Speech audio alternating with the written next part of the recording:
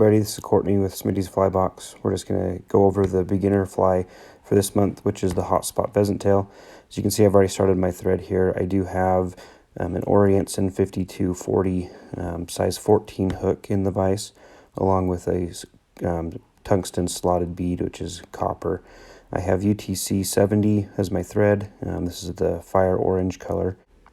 So first thing we're going to do is tie in our tail. I just have 3 pieces of pheasant tail fibers here. I've made those tips even, and we'll just anchor that down with the thread. I try to get these to be about the length of the hook shank, so the flat part portion of the hook.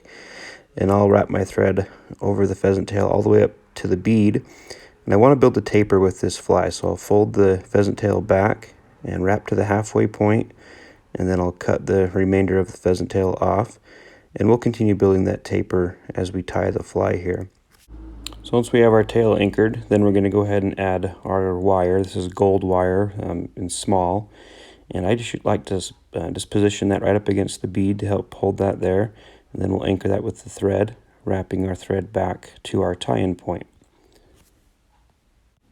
So now we're ready for the body of the fly, which is just pheasant tail. I've got 4 or 5 pheasant tail fibers here.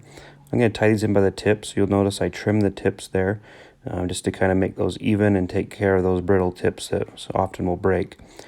And I'll position that onto the side of the fly facing me, wrapping my thread, anchoring that down nice and tight, and then I'll start to bring my thread towards the bead. The reason I tie in by the tips here is to keep that taper of the fly, as the butt section of these fibers is thicker than the tips.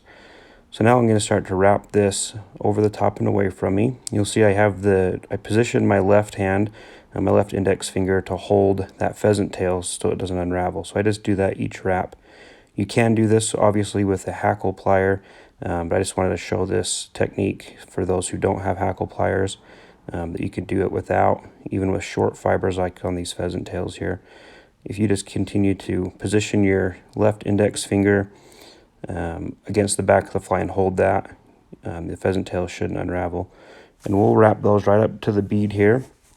And sometimes you have longer ones you can wrap up at the top, or you can wrap them underneath the bottom like I did here.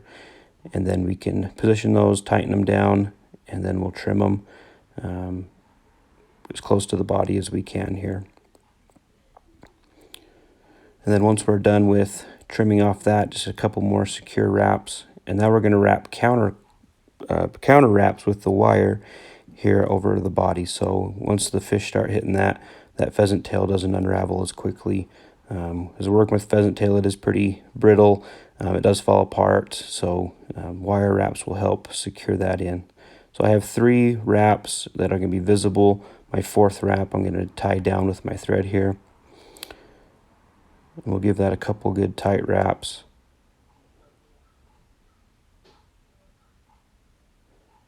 And then I'm going to come in here with my scissors and I'll trim my wire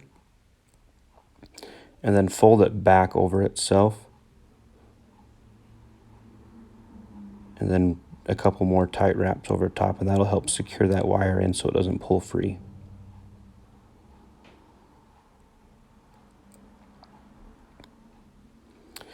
And then next we're ready for our dubbing. So I just take a little pinch of dubbing. Here in this video I'm just going to be using the shrimp pink eye stub, and just want to roll on a tight little rope. You don't need a lot of dubbing on this fly. A little bit goes a long way here. And so we'll wrap that around our collar here. Ideally you don't want to wrap back into your pheasant tail. So once that's on there, we'll butt our thread up against the bead, and then we're ready to whip finish. And then we're done with this fly. This fly is a really effective pattern if you Euro nymph or even just traditional nymphing. It's also a good one for off a dropper with a big heavy fly this time of year for the summer. So get out and enjoy it. Let us know how you do with it. Thanks, guys.